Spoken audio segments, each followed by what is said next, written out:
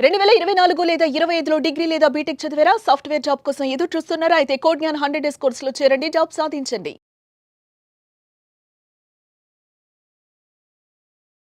నమస్కారం డాక్టర్ షియాచి అనంతకృష్ణ స్వామి గారు. నమస్కారం. ప్రీవియస్ వీడియోలో మీరు చెప్పినటువంటి ఒక మాట, డబ్బు, సంపద, ఐశ్వర్యం వాటి వైపు కనుక మనం రావాలి అనుకుంటే మనం ఆలోచించాల్సినటువంటి ఆలోచన కూడా అలానే ఉండాలి. అంతే తప్ప జాలి, దయ, కరుణ అనేటువంటి వాటి మీద ఫోకస్ చేయకూడదు. కొన్నిటి బాధ్యత కలిగి ఉంటాం అనేది మన ధర్మం. ఇంకా అది అలానే ఉండాలి అని నాకు చాలా బాగా అర్థమైంది. విషయం ఏంటంటే పెద్దవాళ్ళు అప్పుడెప్పుడు ఇది తప్పు అంటే తప్పు, దాని జోలికి వెళ్ళకూడదు అని అంటే దాని వెనక అంతరార్థం చాలా ఉంటుంది. వాళ్ళది చూసేసి ఉన్నారు కాబట్టి తప్పని చెప్పారు. ఒకవేళ నువ్వు గొప్పవాడి అవ్వాలి అనుకుంటే డబ్బు, సంపద, ఐశ్వర్యం రావాలి అని అంటే కొన్నిటిని వదిలిపెట్టేయాలి అంతే. ఇంకా దాని మీద మళ్ళీ డిస్టర్బెన్సెస్ మైండ్లో క్రియేట్ చేసుకోకూడదు. అవి చాలా డిస్టర్బ్ చేస్తాయి, లక్ష్యానికి డిస్టర్బ్ చేస్తాయి. వాటికి సంబంధించినటువంటి మీనింగ్ ప్రీవియస్ వీడియోలో నాకు చాలా క్లియర్గా అర్థమైంది. Special thanks to you. అంత డీటెయిలింగ్ నాలెడ్జ్ ఎక్కడో పుస్తకాల్లో చదువుతూ ఉంటామండి. పాత పుస్తకాల్లో కొంతమంది బుక్స్ మనం చదివేటప్పుడు లేదంటే ఇతిహాసాలు కొన్ని మనం చదువుకునేటప్పుడు, పురాణాలు చదివేటప్పుడు మనకు అర్థం అవుతూ ఉంటాయి. దీనికి ఇదే అని చెప్పి ప్రతి దాంట్లోనూ ఒక అంతరార్థం ఉంటుంది అని. నాకు మనీ మంత్ర సంబంధించినటువంటి సబ్జెక్ట్ వినేటప్పుడు చాలా విషయాలు అలా అవగతం చేసుకున్నాను, ఎక్స్పీరియన్స్ అయ్యాను. Thank you so much. అన్ని మన అనుభవాలే కదా. Yes, thank you so much. And so ఈ వీడియోలో ఏం చెప్తున్నారు? ధాన్య పరిస్థితులు ఉన్నప్పుడు మీకు దుఃఖం అనేది ఎందుకు పట్టి పీడిస్తుంది అంటే, ఒక దిక్కులేని పరిస్థితి ఉంది, లేదా మనకి సిచ్యువేషన్ అంతా బ్యాడ్ అయిపోయింది. అప్పట్లో దుఃఖం నిన్ను ఎందుకు పట్టి పీడిస్తుంది అంటే, నువ్వు సంకుచితత్వ మనస్తత్వంతో కూడి ఉంటావు కాబట్టి నీకు ఆ దుఃఖం అనేది నేను పట్టి పీడిస్తుంది. అంటే ఇక్కడ ఎలా అంటే బ్రాడ్ మైండ్ అనేది ఉండదు. ఆ బ్రాడ్ మైండ్ అనేది లేకపోవడం వల్ల ఏమవుతుందంటే, ఆ యొక్క ఏదైతే సమస్య ఉందో దాన్ని పట్టుకొని ఆలోచిస్తూ కుంజించిపోవడం అని జరుగుతుంది. కుంజించిపోవడం అనేది జరుగుతుంది. కుంజించిపోవడం అంటే మనిషి ఎప్పుడైతే భయపడతాడో, ఎప్పుడైతే బాధలో ఉంటాడో కుంజించిపోతాడు. ఎప్పుడైతే విశాల దృక్పథంతో ఆలోచిస్తాడో అప్పుడు ఏమైపోతుందంటే ఎక్స్పాండ్ అవుతుంది, బాడీ కానీ మైండ్ కానీ ఎక్స్పాండ్ అవుతుంది. విశాల దృక్పథంతో ఎప్పుడు తింటావు బోలెడు అవకాశాలు రావడం అనేది మొదలవుతుంది. ఎప్పుడైతే సంకుచితత్వం మనస్తత్వం కూడి ఉన్నావో వచ్చే అవకాశాలను కూడా దూరం పోతాయి. అంటే ఏమైపోతుంది అంటే నువ్వు దగ్గరికి అయిపోతావు. దగ్గరికి అయిపోయినప్పుడు ప్రపంచం నీతో దూరం అయిపోతుంది. ఎప్పుడైతే నువ్వు ప్రపంచం అంతా అయిపోతావో ప్రపంచం అంతా నీ లోపలికి వస్తుంది. అర్థమైందా? కాబట్టి నువ్వు ఎప్పుడైతే దుఃఖాన్ని కలిగి ఉన్నావో, లేకపోతే నువ్వు ఎప్పుడైతే అట్లాంటి దీనస్థితిలో ఉన్నానో ఆ టైంలో నువ్వేమవుతావు అంటే నువ్వు సంకుచితత్వం మనస్తత్వం అంటే కృషించి, లేదా నీ మైండ్ కానీ మొత్తం ఇట్లా నేరం అయిపోవడం అనేది జరుగుతుంది. అది సైన్స్ చెప్తుంది. నువ్వు భయపడ్డప్పుడు కానీ లేదా నువ్వు దీనస్థితిలో ఉన్నప్పుడు కానీ. ఇప్పుడు మనం దాని నుంచి బయటపడాలంటే నువ్వేం చేయాలి అంటే, ముందుగా సంకుచితత్వ మనస్తత్వాన్ని వదిలిపెట్టాలి. మనం ఏం చేస్తున్నాము, ఒక చిన్న ఎగ్జాంపుల్ చెప్తాను మీకు. డబ్బు రావాలంటే మనం ఏమేం చెప్పాము, ఫస్ట్ కృతజ్ఞత భావాన్ని కలిగి ఉండాలని చెప్పాము. దీనివల్ల ఏమవుతుందంటే నీ సంకుచితత్వ మనస్తత్వం ఏదైతుందో అది మెల్లిగా బ్రాడ్గా విప్పుకోవడం అనేది మొదలవుతుంది. ఎందుకంటే ఎప్పుడైతే నువ్వు కృతజ్ఞతలు చెప్తున్నావో మెల్లిగా నీకు తెలియకుండా అందరి బాగోగులు కోరుకుంటున్నావు. అంటే ఏమైపోయింది, నీకు తెలియకుండా నీ మైండ్ అనేది బ్రాడ్ అయిపోయింది. ఓకేనా?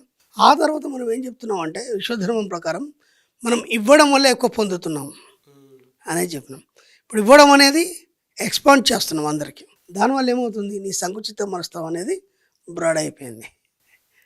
ఆ తర్వాత ఏం చెప్పుకున్నాం, మనం అందరి పట్ల కృతజ్ఞత కలిగి ఉండమన్నాం.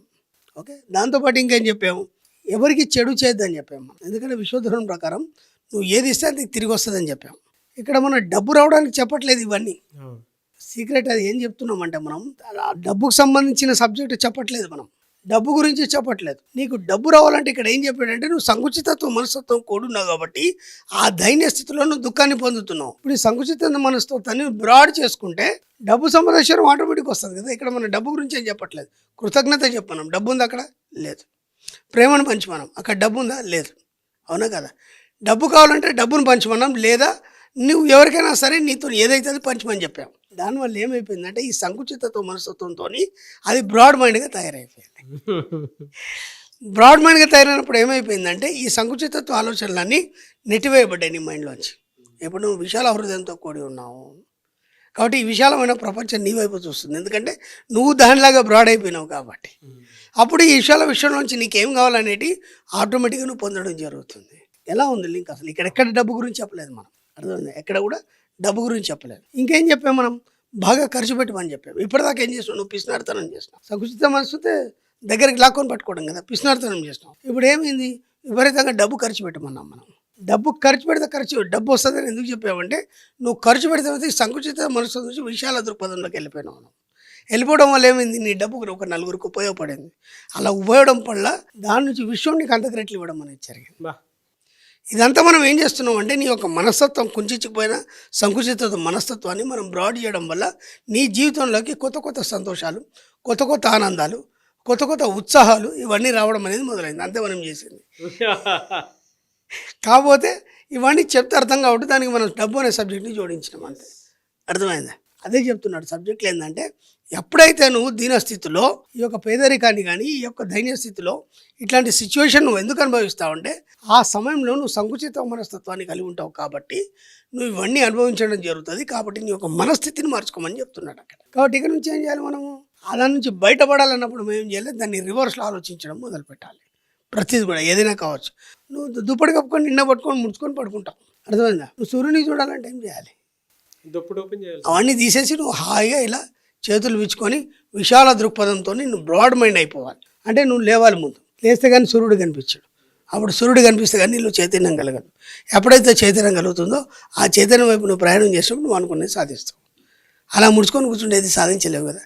కాబట్టి సంకుచిత మనస్తత్వాన్ని వదిలి నువ్వు విశాల దృక్పథంలోకి ఎప్పుడైతే ప్రయాణిస్తావో ప్రపంచం, విశ్వం అన్నీ నీ కోసం సిద్ధంగా వస్తుంది. అది డబ్బు కావచ్చు, సంపద కావచ్చు, ఐశ్వర్యం కావచ్చు, అన్నీ నీ కాళ్ళ దగ్గర ఉంటాయి. కొంతమంది ఎలా ఉంటారంటే ఆ దుప్పటిని అలానే కప్పేసుకొని ఉండిపోతారు. ఎస్, వాళ్ళకి ఆ కంఫర్ట్ అయ్యే చూసుకుంటూ ఉంటారు. అదే అది సమ్మర్ వచ్చినా లేదంటే ఏది వర్షాకాలం వచ్చినా. వచ్చినా ఏది వచ్చినా ఇంకంతే వాళ్ళు ఆ దరిద్రంలో ఉండడానికి ఇష్టపడతారు తప్ప బయటపడడానికి ఇష్టపడరు. మీరు చెప్పినట్లు ఏదున్నా సరే మైండ్ సెట్ అండి. దానికి మనం మనీ యాడ్ చేసినప్పుడు ఏమవుతుందంటే ఆ రెస్పాన్సిబిలిటీ అనేది మన అనేటువంటి దాని మీద హక్కు ఎక్కువ క్రియేట్ అవుతుంది. నేను ఇక్కడ సబ్జెక్ట్లో ఏం చెప్పానంటే నువ్వు సంకుచిత మనస్తత్వం కూడి ఉన్నావు కాబట్టి నీ దగ్గరికి డబ్బు రావట్లేదు. అవును. డబ్బు రావడానికి డబ్బుకు సంబంధించిన వివరాలు మనం విషయాలు ఏం చెప్పలేదు.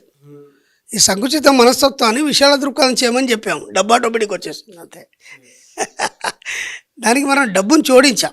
ఎందుకంటే మనిషికి ఒక ఆశ పెడితేనే ఇటువైపు వస్తాడు, ఆ ప్రయత్నం చేస్తాడు. లేదంటే ఏదో అందరు చెప్తున్నట్టు వీడు చెప్తున్నట్టు అంటాడు. కాబట్టి మనం డబ్బును జోడించాం కాబట్టి డబ్బు అందరికీ అవసరమే. కాబట్టి అది ఎలా వస్తుంది, డబ్బు ఎలా వస్తుందని చెప్పలేదు మనం. నువ్వు ఏం చేస్తే డబ్బు ఆటోమేటిక్ వస్తుందని చెప్పినావు. నువ్వు ఏం చేయాలని చెప్పినావు, డబ్బు ఆటోమేటిక్ వస్తుంది అంతే. స్పెషల్గా డబ్బు కోసం చేయమని చెప్పలేదు. అది సబ్జెక్ట్లో ఉన్న గమ్మత్. అది సబ్జెక్ట్లో ఉన్న గమ్మత్ ఏంటంటే డబ్బు కోసం ఎక్కడే చెప్పదు. నువ్వు ఇలా ఉండు, నీకు కావాల్సింది పొందుతావు. అది డబ్బు కావచ్చు, సంపద కావచ్చు, ఐశ్వర్యం కావచ్చు. స్టార్టింగ్ నుంచి ఇప్పటిదాకా 800 వీడియోలు చెప్పినా డబ్బు కోసం ఇలా చేయమని ఎక్కడ చెప్పలేదు. నువ్వు ఇలా ఉంటే అది వస్తుందని చెప్పినాం అంతే. Great sir. Anyways thank you అండి. Thank you so much doctor Shri Krishnaswamy గారు. Thank you. సుమన్ టీవీలో మీ పర్సనల్ అండ్ బిజినెస్ ప్రమోషన్స్ కోసం కింది నెంబర్కి కాంటాక్ట్ చేయండి.